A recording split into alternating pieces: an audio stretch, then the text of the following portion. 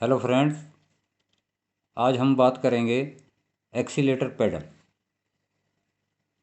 इसको हम APM accelerator pedal module और एक्सीलेटर पेडल और क्यूमिंस में इसको एक्सीलेटर पोजीशन लीवर सेंसर भी कहते हैं। एक ही बात है, कुछ ही कह दीजिए। इसमें ये कपलर लगा होता है, इसमें ये 6 वायर होती हैं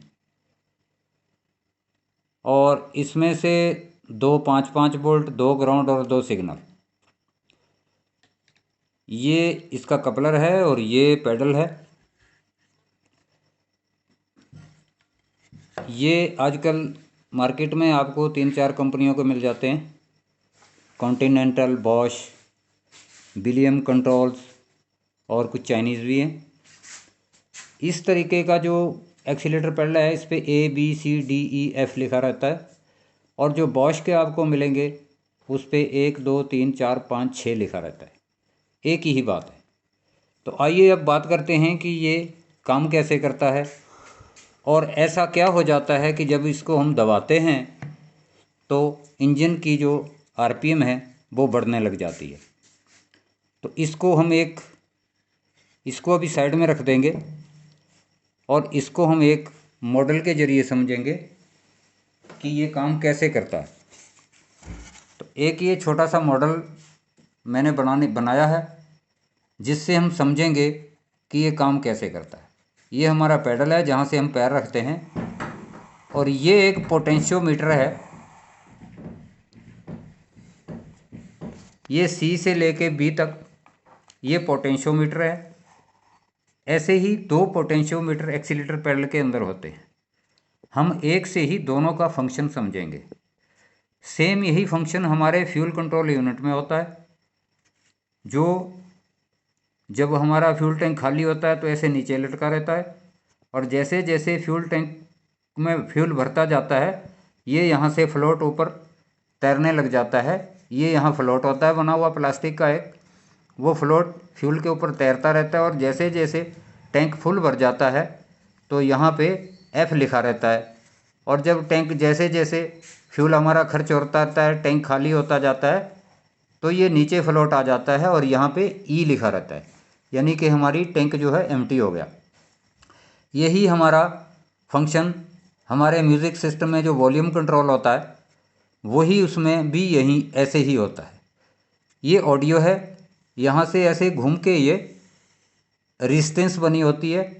दूसरी तरफ ये ग्राउंड होता है, एक तरफ ऑडियो होती है, बीच में ये सिग्नल होता है और हाथ से पकड़ने वाला हमारा जो वॉल्यूम नॉब होती है उसको हम पकड़ के जब आवाज़ को कम ज़्यादा करते हैं।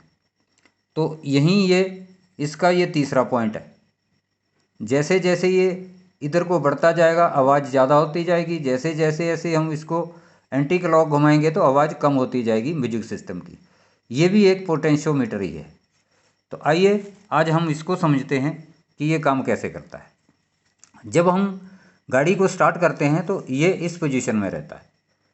एक्सीलेटर पेडल को जब हम छोड़ देते हैं, गाड़ी जब स्टार्ट हो जाती है तो इस पे ये C से लेके और B तक ये एक रेजिस्टेंस बनी हुई है और इसमें एक यहाँ से 0% और यहाँ 100% ये परसेंटेज भी इस पे होती है और ECU में इसकी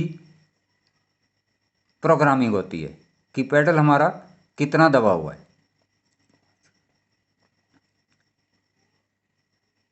तो ये A है, ये B ग्राउंड है और ये 5 वोल्ट है C। तो जैसे जैसे हम पेडल को अप्लाई करते हैं तो ये C और A की रेजिस्टेंस बढ़ने लगती है और A और B की रेजिस्टेंस कम होने लगती है और यही रेजिस्टेंस की ये जो वेरिएबल होती है, वेरिएशन होती है इस रेजिस्टेंस की, यही ECU को सिग्नल जाता है। और जैसे जैसे हम इसको दबाते हैं और A और B की रेजिस्टेंस कम होने लगती है और हमारे इंजन की आरपीएम बढ़ने लगती है। इस वक्त हमारा एक्सीलेटर पेडल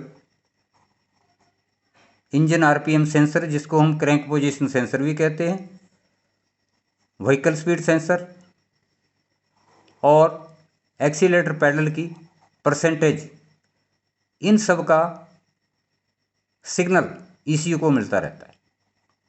जैसे जैसे हम एक्सीलेटर को दबाएंगे तो आरपीएम बढ़ती जाती है। कैसे बढ़ती है? जैसे जैसे ए और बी के बीच की रेजिस्टेंस की ये दूरी कम होने लग जाती है, रेजिस्टेंस कम होने लगती है, ठीक उसी वक्त ईसीयू जो है फ्यूल डिलीवरी को बढ़ा देता है। अब ये तो रही हमारी बात, जो गाड़ी हमारे पास खड़ी है और हम एक्सीलेटर पैडल को अप्लाई कर रहे हैं, और ऐसे ऐसे अप्लाई करते करते ये सी और ए की रेजिस्टेंस बढ़ती गई और ए और बी की कम होती गई, और ईसीयू ने फ्यूल डिलीवरी को बढ़ा दिया। अब ईसीयू के अंदर एक ऐसी प्रोग्रामिंग रहती है कि अगर 10% दबा है पैडल तो कितनी चाहिए, आरपीएम कितनी चाहिए इंजन की, 20% दबा है तो कितनी चाहिए, 50% दबा है तो कितनी चाहिए, ये सारी प्रोग्राम ईसीयू के अंदर रहती है। अब गाड़ी खड़ी है, हम एक्सीलेटर पैडल दबाते हैं, ईसीयू को पता लगता है कि पैडल जो है इतना % दब गया तो इंजन की आरपीएम इतनी होनी चाहिए।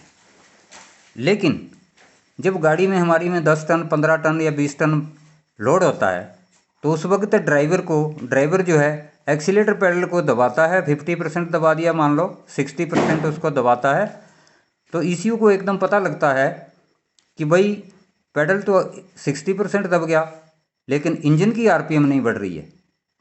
क्यों नहीं बढ़ रही है? साथ में ही वो व्हीकल स्पीड सेंसर का सिग्नल भी लेता है कि गाड़ी जो है धीरे धीरे चल रही है, कम गति के गियर में। इसका मतलब 60% पैडल के दबने से जितनी आरपीएम होनी चाहिए वो हो नहीं रही है। इसका मतलब गाड़ी जो है लोड है तो और फ्यूल की ज़्यादा ज़रूरत है, तो ईसीयू इस वक्त और ज़्यादा फ्यूल बढ़ा देता है, और इंजन में जितना ज़्यादा फ्यूल इंजेक्टरों को मिलेगा उतना ही ज़्यादा टॉर्क हमें मिलेगा।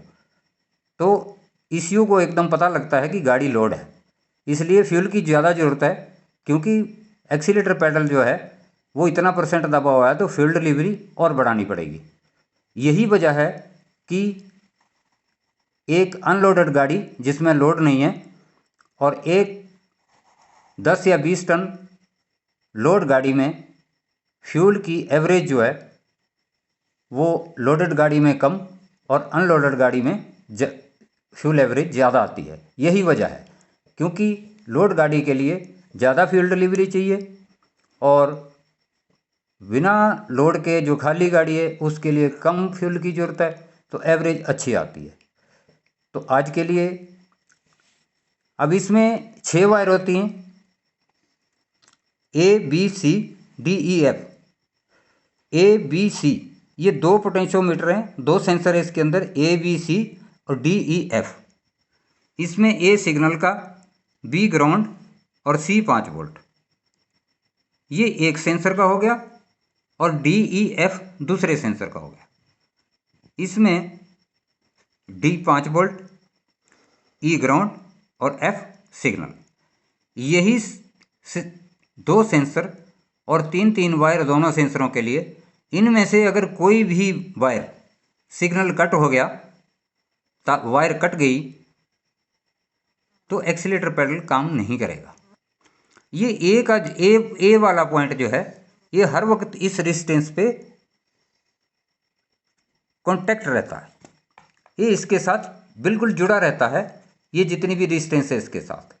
इसीलिए ए से सिग्नल जो है वो यहाँ से यहाँ तक जो रेजिस्टेंस कम हो रही है उसका सिग्नल ईसीयू को जाता है। अब BS6 गाड़ियों में इसको कॉन्टैक्ट लेस बना दिया है, हॉल इफेक्ट बना दिया है। अब ये ए वाला जो सिरा है ये इस रेजिस्टेंस के ऊपर टच नहीं रहता, दूर रहता है इससे, जिसको कॉन्टैक्ट लेस या हॉल इफेक्ट सेंसर कहते हैं। तो आज के लिए इतना ही। मैंने ये एक छोटा सा मॉडल बना के इस एक्सीलेटर पैडल के सिस्टम को समझने की कोशिश की है, इसको जानने की कोशिश की है। तो मुझे उम्मीद है कि मेरी ये कोशिश कामयाब रहेगी। Thank you for watching video. Thank you.